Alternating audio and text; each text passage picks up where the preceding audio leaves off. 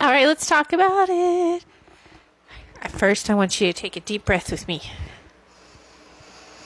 Yay, we lived through another historic event. Congratulations. Woo! All right, now that we are trying to pretend like we're not panicking here, because if you're not panicking, I don't know. First thing you should know, Donald Trump could be the next speaker. I'm just going to rip that Band-Aid right the fuck off. Now we're going to go into what can happen next, and I just want to make sure you know that. Oh, and don't forget that the speaker picks, aka, like, asserts affluence over their party to pick if there's not enough electoral votes. This is getting rather fucking messy. And yes, you can run for president and be Speaker of the House. There's not been a successful one before, but okay. So if there is no speaker, they're going to put an acting speaker. Even if the House does not have a permanent speaker, it will typically have a speaker pro tempore or an acting speaker to manage. Now that person, it looks like, honestly, they keep mentioning this person's name here.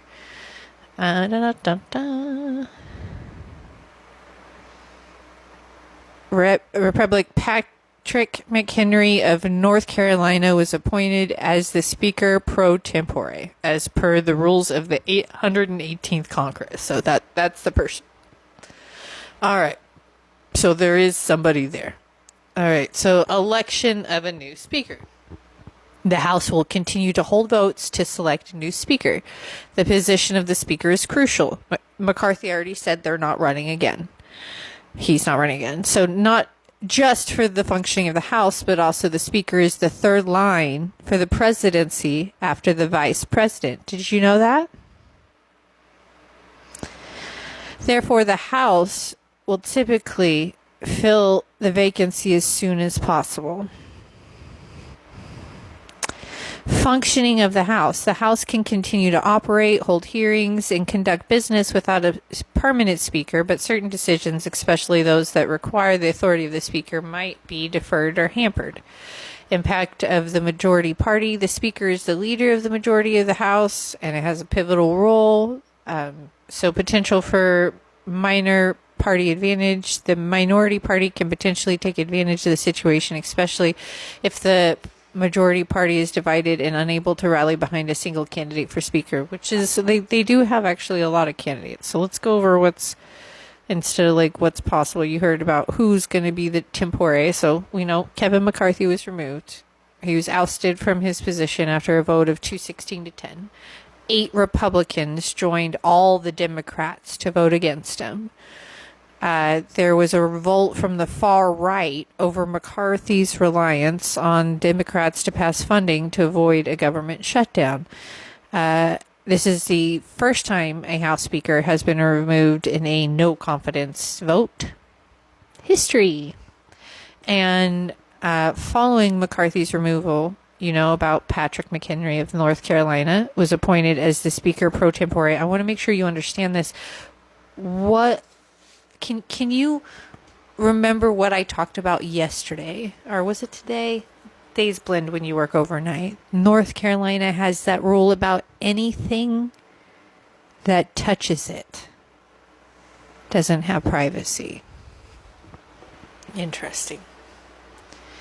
Wonder how that's going to affect this. McCarthy's future. McCarthy stated he would not run for Speaker position again. Accusations against McCarthy. They accused him of a secret side deal with Biden on Ukraine aid. 11 Republicans opposed an earlier motion that foreshadowed the eventual vote against McCarthy. Significance: the ousting of a sitting Speaker in this manner is unprecedented. Once again, congratulations. The Democrats stood united in voting against McCarthy, with their leadership urging the caucus to vote yes on a motion to vacate. It's interesting.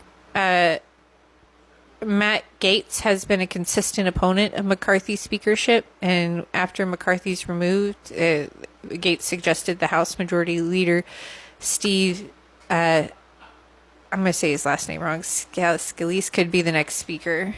And the remover of a Speaker through a motion to vacate is without precedent. Since 1910, only 3 resolutions have been offered to declare the speakership vacant, but just one received a vote. That's Steve, guys, from Louisiana, if you're wondering.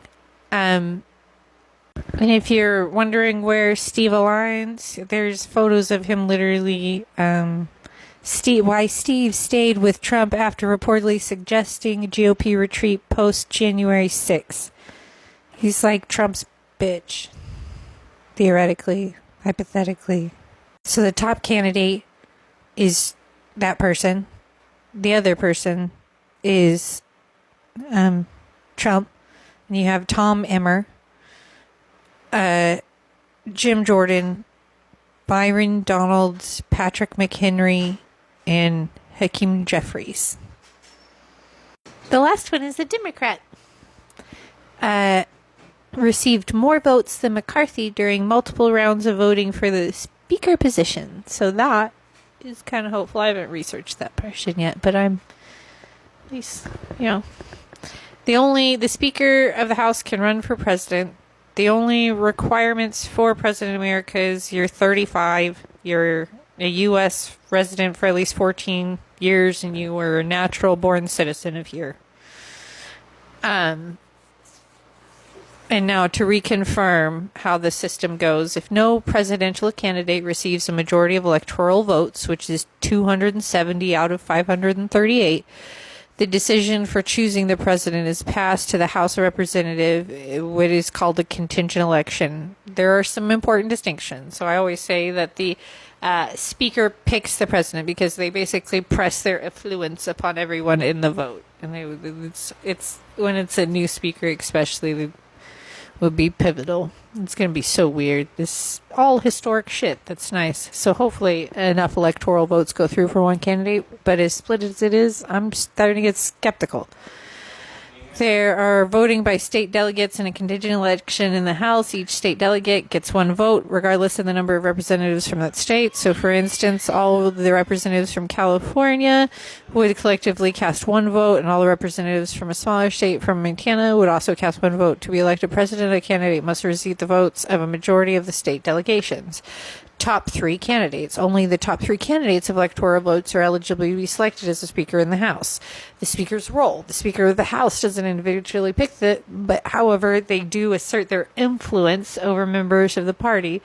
And as the majority leader, they would pick. That's why I'm like, hey, they pick. It's well known. Okay. Anyway.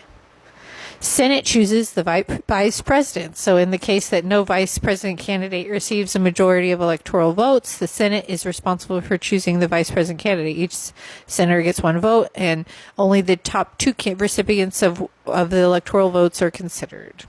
If you're wondering where I know that from, this procedure is outlined in the 12th Amendment to the U.S. Constitution and has only been used a few times in the country's history, most notably in the election of 1824 when the House selected John Quincy Adams over Andrew Jackson. There you go. Small panic, as someone would say.